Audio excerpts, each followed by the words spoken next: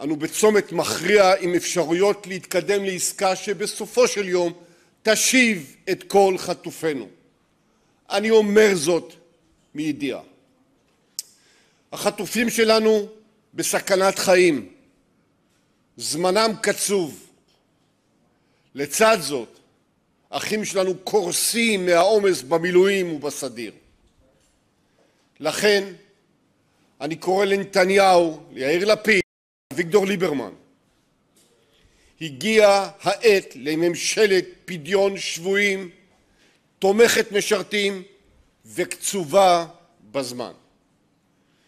במשך חצי שנה נשלים את שתי המשימות האלו ונצא לבחירות.